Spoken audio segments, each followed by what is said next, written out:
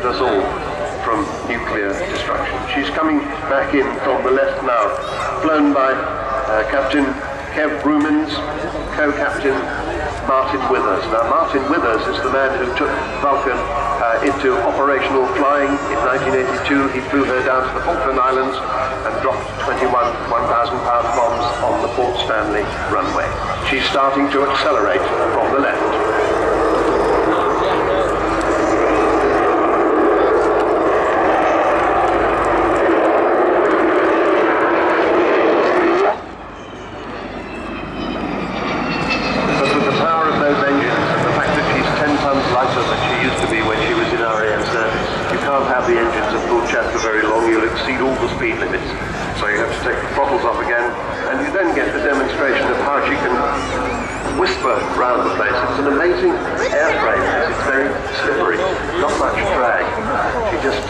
Along and can do it very quietly when she wants to. So, I was talking about Martin Withers. Right at the end of Vulcan's operational career, that was in 1982, she hit the centre line of the Port Stanley runway, which was occupied by the Argentines in the Falklands, with one bomb and the edge of the runway with another.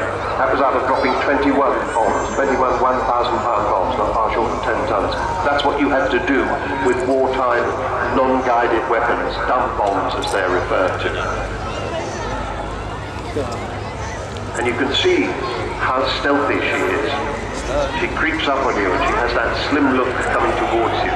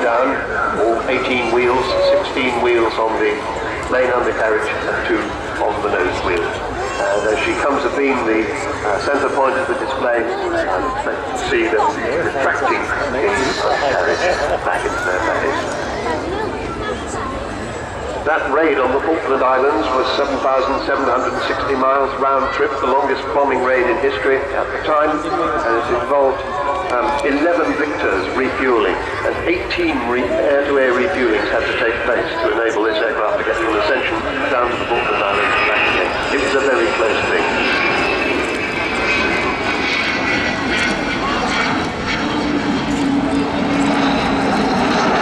Undercarriage reflecting back.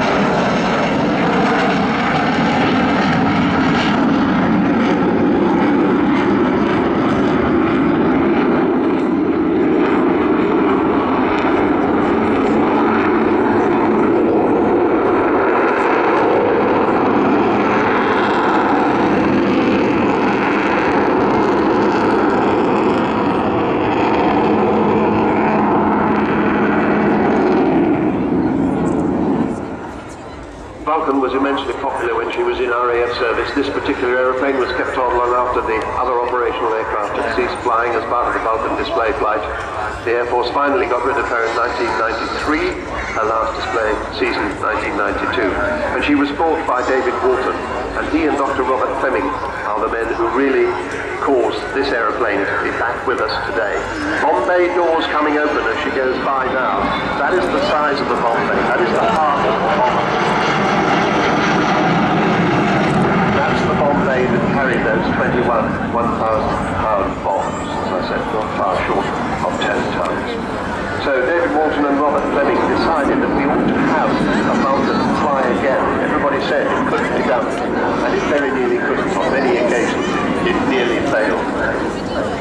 But with the help of the Heritage Lottery Fund, and money from industry, and money from you, that was the important thing. She finally got airborne again in 2007. It was an extraordinary moment, and it had cost about 7 million quid so far to get her airborne again for the second time. As she comes back in front of us this time, you'll see the bomb bay doors closing.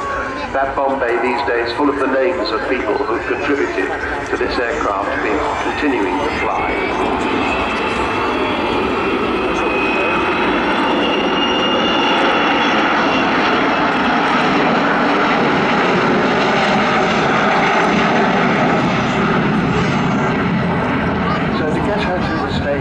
See her today has cost roughly 23 million quid. That is extraordinary. And not only has it... Shut up.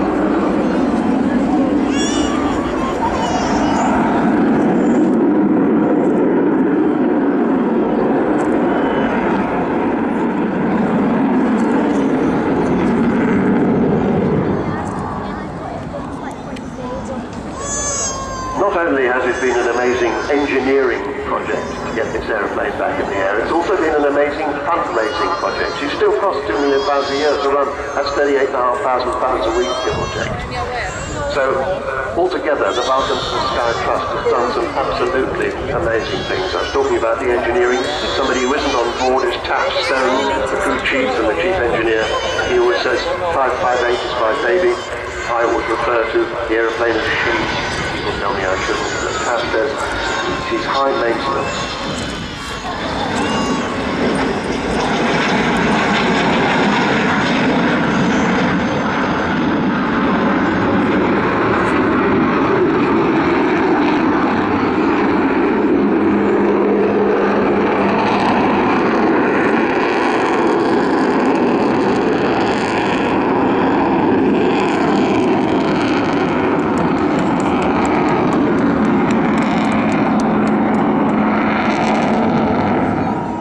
That amazing design from Roy Chadwick. It's a bomber, but it flies like a fighter. And indeed, all Vulcans have, instead of the usual control yoke that you have in a big bomber in front of the pilots, you have fighter-type control columns. And you can see from the agility that we saw just there, that that's really the result of some absolutely amazing aeronautical design. So this is her last flying season. She has about 4 more displays to do, and then 2 big tours of the country. Why?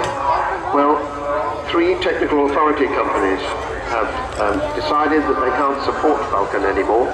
That's BAE Systems, Rolls-Royce and Marshall Aerospace. And without their support and their signatures, she loses her civil permit to fly. So she will become illegal at the end of this season. This is her final pass.